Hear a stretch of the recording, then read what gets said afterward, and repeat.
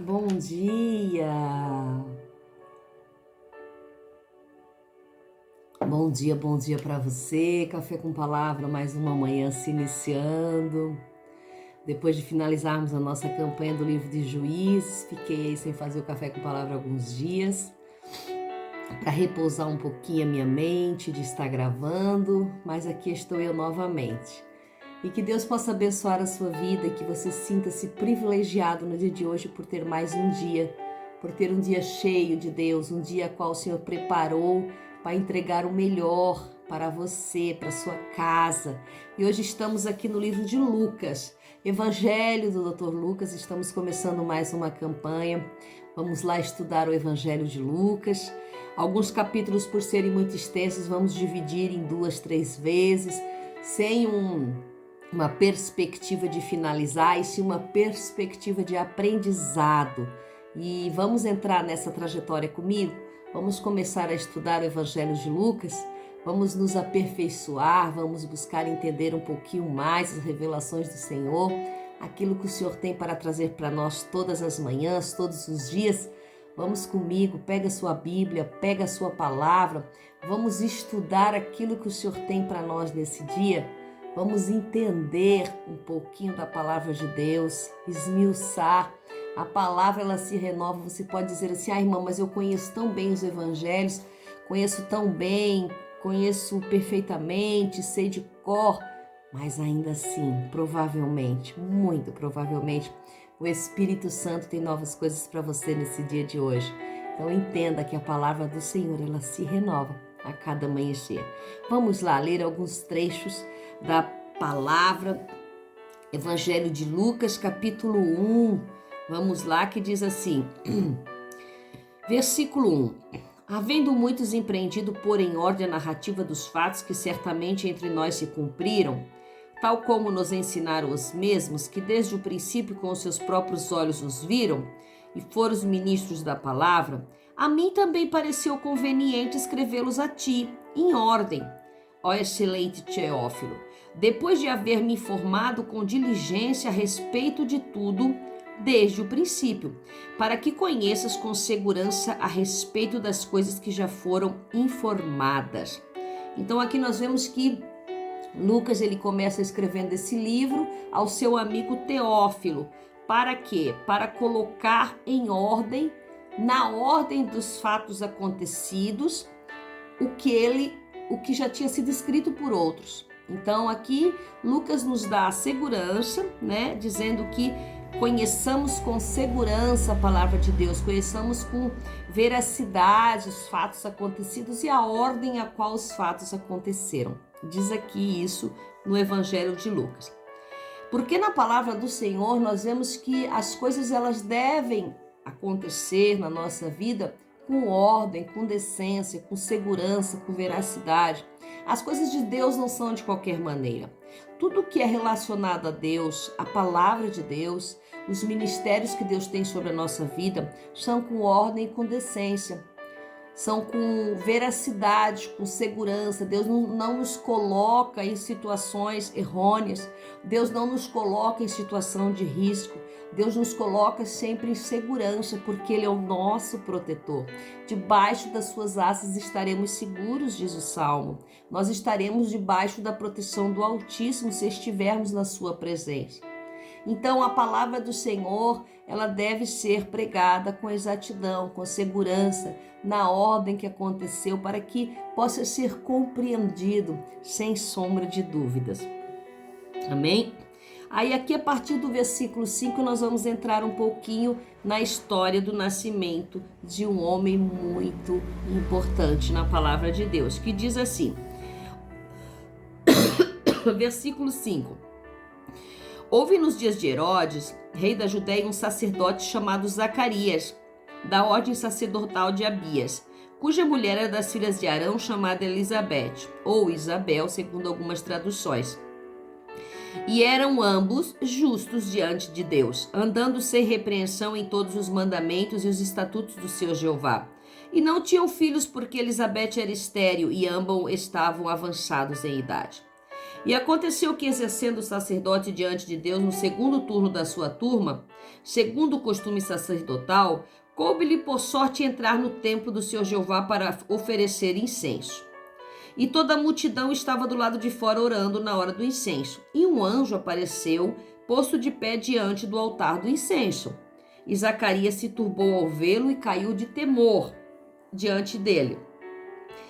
Versículo 13. Mas um anjo disse a Zacarias: não temas, porque a tua oração foi ouvida, e tua mulher Elizabeth te dará um filho, e lhe porás o nome de João. E terás gozo e alegria, e muitos se regozijarão no seu nascimento, porque ele será grande diante do Senhor, e não beberá vinho nem bebida fermentada, e será cheio do Espírito Santo, ainda no ventre da sua mãe.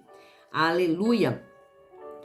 E converterá muito dos filhos de Israel ao seu Deus, e ele irá diante dele o espírito e o poder de Elias, para converter os corações dos pais aos filhos, e os rebeldes à prudência dos justos, como fim apresentar ao Senhor um povo preparado. Versículo 20. Eis que ficarás mudo, e não poderás falar até o dia em que estas coisas se cumpram, porque não creste nas minhas palavras, as quais a seu tempo se cumprirão. Versículo 23. E aconteceu que, terminados os dias do seu ministério, partiu para casa. Versículo 25. Assim me tem feito o Senhor Jeová nos dias em que atentou a mim, para tirar o meu opróbrio entre os homens. Aleluia. Até aqui, amém? Então aqui nós vemos que existia no povo de Israel um sacerdote chamado Zacarias. E esse sacerdote, ele entrava no templo para adorar, entrava para consagrar o dia segundo o seu turno, ou seja, existia um costume sacerdotal que cada um tinha o seu turno de apresentar a oferta diante do trono de Deus, diante da arca, diante do tabernáculo, do lugar santíssimo. E ali ele entra para oferecer o incenso. E enquanto ele entra para oferecer incenso, o povo de Israel, os homens, ficavam do lado de fora orando e esperando ele voltar, para ver se Deus tinha falado alguma coisa. E como ele se demora, o povo fica esperançoso que aconteceu algo, porque o certo era o sacerdote entrar rapidamente, acende o incenso e volta. Quando Zacarias entra para oferecer o incenso, tem um anjo do lado, diz aqui que há um anjo do lado direito do altar. E Zacarias se turba, Zacarias cai de temor, Zacarias fica com medo. E o anjo diz para ele: não temas, Zacarias, a tua oração foi ouvida. E aqui então nós vemos que Zacarias tinha uma oração do seu coração sofredor, porque ele já era velho, a sua esposa era velha e eles não tinham filhos. Mas ele continuava orando a Deus, pedindo um filho, ou então lastimando por não ter um filho, porque o anjo diz que a oração dele foi ouvida. Então havia ali uma oração incessante da sua alma, do seu coração, por não ter um filho. E ele acreditava que ele poderia ter um filho, porque se ele não acreditasse, ele não pediria, ele não clamaria, ele não faria essa oração. Por um anjo dizer que a tua oração foi ouvida, vemos que havia uma oração sendo feita. E o anjo traz para ele dizendo: a sua mulher terá um filho, que trará gozo e alegria, e muitos se regozijarão no seu nascimento, muitos ficarão felizes, e ele será grande diante do Senhor. Não é qualquer filho, ele será algo especial para Deus. Ele está sendo preparado por Deus, ele foi preparado por Deus para nascer, porque ele não beberá vinho, e ele será cheio do Espírito Santo. Ele era mais um nazireu de Deus, assim como Sansão. Não deveria se contaminar com coisas impuras. Ele era um separado de Deus antes do nascimento, não é nem do ventre, é antes do nascimento. Ele não tinha sido concebido ainda e Deus já dizia para Zacarias como ele seria. Ele não tinha sido concebido, porque você vai ver no versículo a partir aqui, no versículo 23 vai dizer que aconteceu que terminou o seu ministério, ou seja, terminou o tempo que ele ia ficar ali na frente do templo queimando incenso, ele ia para casa. Até então ele não ia para casa, ele não ia ter contato com sua esposa. Então, Isabel ou Elizabeth não estava grávida ainda. Então, antes da concepção, Deus já deu os direcionamentos de João Batista. Então, quando somos separados por Deus, quando somos escolhidos, Antes da concepção, Deus já sabe o que vai ser de nós. Então, quando a palavra do Senhor diz que eu te escolhi desde o ventre da sua mãe, é antes do ventre ainda. Aqui nós vemos que João Batista ele foi escolhido antes do ventre, antes de ter sido concebido. Então, olha o poder de Deus na nossa vida, quando Ele te chama, Ele te separa, Ele te escolhe, Ele diz para você não praticar tais obras, porque aqui João Batista ele era escuso já antes de nascer de tocar em bebida alcoólica, porque ele seria cheio do Espírito Santo ainda no ventre. Depois nós vamos ver como ele recebe esse Espírito Santo. E ele seria, no versículo 17 vai dizer que o Espírito e o poder de Elias estaria sobre a vida dele para converter o coração dos pais aos filhos, para converter os rebeldes à prudência dos justos, com o fim de apresentar o Senhor um povo preparado. Ele vinha para preparar o povo para Jesus. Ele estava sendo concebido ali na mente de Zacarias, porque desce o anjo com a concepção para conceber na mente de Zacarias, para depois conceber no ventre da esposa. Então toda a concepção ela foi feita ali, naquele momento. A concepção nasceu no coração de Deus, desceu com a revelação sobre a vida de Zacarias, para que Zacarias acreditasse na concepção.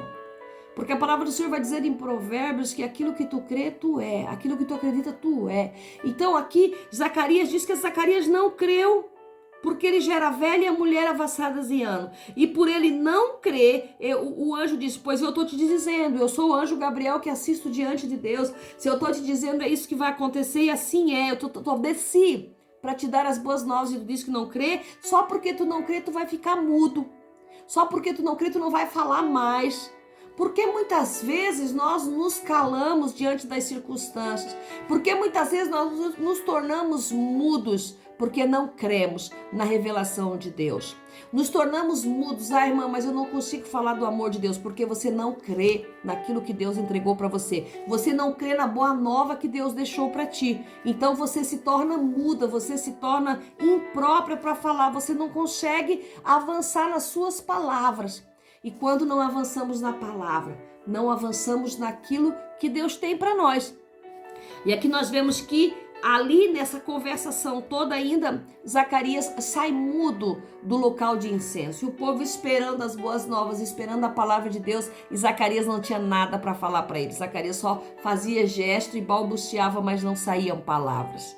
Depois diz que acaba o ministério, ele vai para casa conceber. E Isabel concebeu um filho. Isabel engravidou. Ele foi mudo.